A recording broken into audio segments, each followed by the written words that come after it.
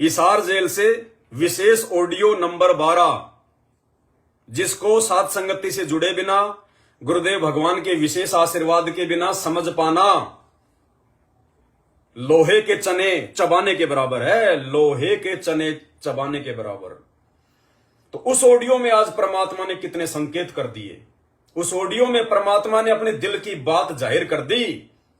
देखो भाई, कोई ये सोचे कि परमात्मा खुल के मैनेजमेंट का विरोध कर दें, परमात्मा खुल के मैनेजमेंट को जो है गलत बता दे, जैसे गुरुदेव इस पवन दास को कह रहे कि गुरुद्रोही है, ऐसे मैनेजमेंट को भी परमात्मा गलत बता दे तो हम माने कि मैनेजमेंट गलत है। सपने लेते रहो, नहीं बताएगा परमात्मा। वो बालक नहीं है, वो बच्चा नहीं है। 4 युगों की मेहनत उसकी फेल हो जाएगी यदि उसने उस गलत मैनेजमेंट को, यदि उसने अपने मुंह से वर्तमान में गलत बता दिया तो। क्योंकि काल अपना जो भी काम कर रहा है, गुरुदेव को अच्छे से पता है कि मेरे परिवार वालों के माध्यम से कर रहा है, इन कोऑर्डिनेटरों के माध्यम से कर रहा है, मैनेजमेंट के माध्यम से कर रहा है। पूरी संगत की जो नब्ज है वो मैनेजमेंट के हाथ में है, और मैनेजमेंट के नब्ज उस काल के हाथ में है। देखो, जिस समय राम रावण युद्ध चल रहा था तो रावण रामचंद्र जी से मर नहीं रहा था।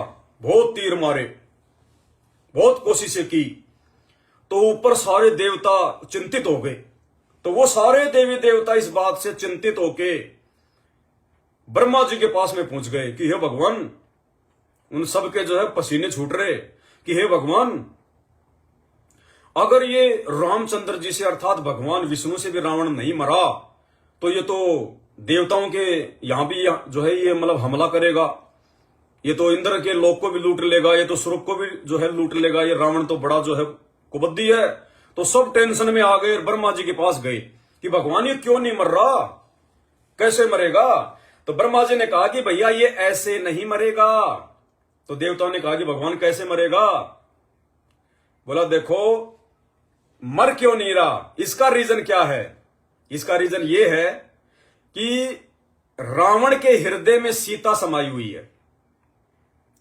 क्योंकि रावण तो सीता के प्यार में पागल होके, सीता के ऊपर आसक्त होके, उसको अपनी औरत बनाने के लिए तो उसने सारा सब कुछ कुकर्म किया था। तो ब्रह्मा जी ने कहा कि रावण के दिल में सीता बसी हुई है और सीता के दिल में राम बसे हुए हैं, और राम के दिल में ये जो है ये ब्रह्मांड बसे हुए हैं। अगर रामचंद्र अगर इसी हालत में सीता उसको रावण को यदि तीर मार देगा तो रावण के साथ साथ सीता मरेगी, और यदि सीता मर गई तो सीता के साथ में सीता के हृदय में समाया हुआ राम मरेगा, और यदि राम मर गए तो तीनों लोगों का विनाश हो जाएगा। तो देवताओं ने कहा भगवान फिर ये हो कैसे, ये फिर होगा कैसे। तो ब्रह्मा जी ने कहा कि अब ये होगा, अब बार बार रामचंद्र जी के द्वारा रावण के शीश पर वार किया जाएगा, उसको व्याकुल किया जाएगा, उसके शीश जो है वो काट काट के उसको व्याकुल किया जाएगा, उसको विचलित किया जाएगा। और जब बार बार उसके शीश काटे जाएंगे तो वो व्याकुल हो जाएगा और उसका ध्यान सीता से हट जाएगा। और जैसे ही रावण का ध्यान सीता से हटा, अर्थात रावण के हृदय से सीता निकली, उसी समय रावण की नाभि में तीर मार के उसको समाप्त किया जाएगा। तो भाई और बहनों, ठीक इसी प्रकार ये जो काल है ये उन आत्माओं को छू नहीं सकता, उन आत्माओं को ये हाथ नहीं लगा सकता जिन आत्माओं के हृदय में वो आदि राम सतगुरु रामपाल जी भगवान, वो कबीर परमात्मा बैठा हुआ है, उसकी भक्ति बैठी हुई है, जो उसकी मर्यादाओं में रह के भक्ति कर रहे हैं। तब तक वो काल उनके भक्तों को छू नहीं सकता, हाथ नहीं लगा सकता।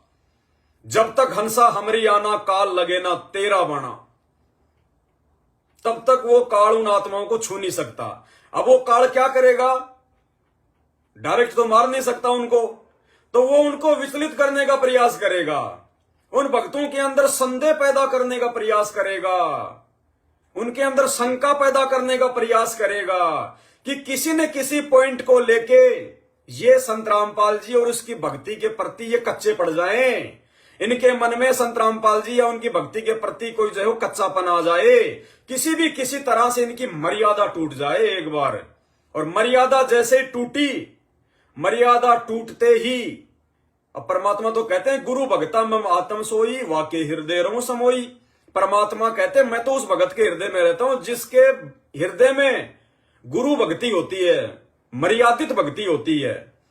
अब ये काल क्या करेगा, मारने के लिए भक्तों को, भक्ति से नीचे गिराने के लिए तरह तरह के छल कपट करेगा, षड्यंत्र करेगा, राजनीतियां करवाएगा, आंख बंद करवा के राजनेताओं का समर्थन करवाएगा, स्टेडियम बनवा देगा, कबड्डी खिलवा देगा, 31-31 हजार रुपए मैच के दिलवा देगा, धरने प्रदर्शन रैलियां, कभी जाट आरक्षण, कभी गैंगस्टरों की सीबीआई जांच, कभी क्या ना जाने क्या। ये सारे वो षड्यंत्र हैं कि इनके हृदय से गुरु भक्ति निकल जाए, गुरु इनसे नाराज हो जाए कि जिन बातों से गुरु दुख पावे उन बातों को दूर भगावे। तो वो काल सारे वर्तमान में इस परीक्षा के समय में, देखो 2014 के बाद ये परीक्षा चल रही है। वो परमात्मा 10 साल से बालक नहीं है जो अपना कीमती समय बर्बाद करते हुए जेल में बैठा हुआ है। वो परीक्षा ले रहा है, छट नहीं कर रहा है, रैनी करने देख रहा है कौन मेरा और कौन काल का है। तो अब वो काल वो सारे षड्यंत्र करेगा, सारी चालाकियां अपनाएगा कि मैं इनके हृदय से उस जो है सतगुरु को बाहर कर दूं, यानी सतगुरु एक बार इनसे नाराज हो जाए। बार बार मर्यादा टूटेंगी, बार बार मर्यादा टूटेंगी। देखो 1-2 बार की मर्यादा टूटने से तो गुरु जी नाराज नहीं होते, क्योंकि परमात्मा को पता कि भाई इनको ज्ञान नहीं है, काल लोक में फंसे हुए हैं, कोई बात नहीं, समझ जाएगा। लेकिन बार बार मर्यादा तुड़वा के और परमात्मा को नाराज करवाया जाएगा कि ये गधे, ये निकम्मे, 27 साल से ज्ञान दे रहा हूं, इतनी अच्छी तरीके से समझा रहा हूं, उंगली रख रख के पढ़ा रहा हूं, हर एक मर्यादा के बारे में बता रहा हूं, ऊपर से 7 संगतियां रखवा दी, शंका समाधान की पुस्तक छपवा दी, सैकड़ों हजारों वीडियो बनवा दिए, आज भी इनके समझ में नहीं आ रही। आज भी बाबा बालकनाथ के ये चमचे बन रहे हैं, अगले जन्मों में गोरखनाथ बनने की सोच रहे हैं।